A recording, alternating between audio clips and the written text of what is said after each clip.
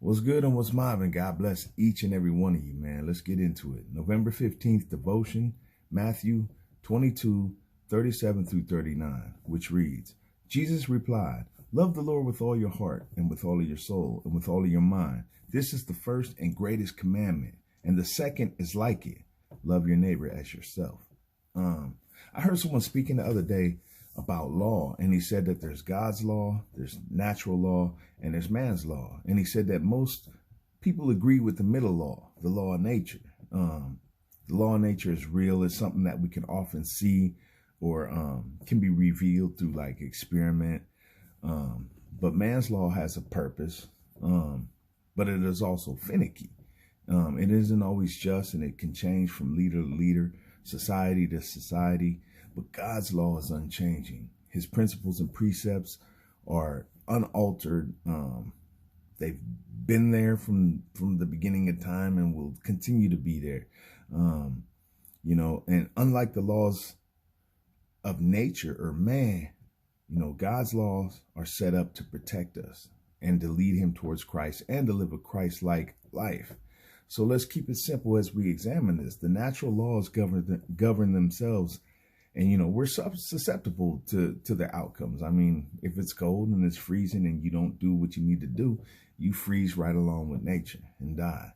So therefore, we're governed by these laws. Now, man's laws are applied with force, with threat at times, and with consequences,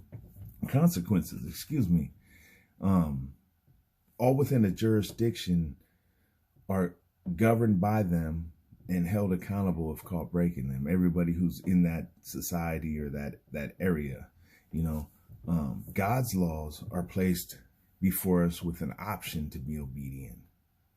And governing ourselves is the remedy to not getting in trouble from breaking the law. You know what I mean? If that makes sense, because all will be held accountable. Nobody's going to get away with a single infraction with God.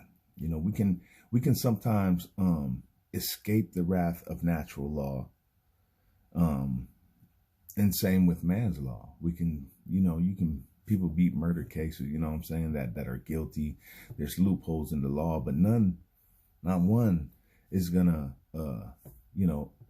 outslick God and get away with something he or she did in terms of breaking the laws and precepts that God has placed before us. So, I respect all laws, but I fear none but God. And if we follow God's law, we don't really have to worry about the other laws. I mean, God is no respecter of persons. We all will and or have been afforded an opportunity to receive salvation.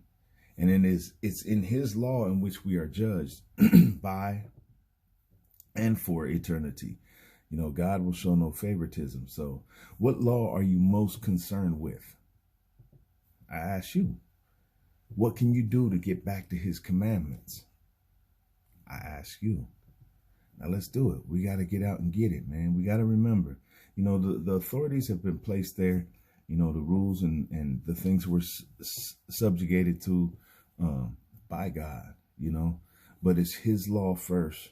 The obedience that we have in his law definitely trickles down and protects us in other areas of our life. So let's get with it. Stay focused. Like the verse says, if we focus on loving God with all of our heart, all of our soul, and all of our mind, and loving our neighbors, where can we go wrong? Man, God bless y'all. Let's get it, man. Have a blessed day.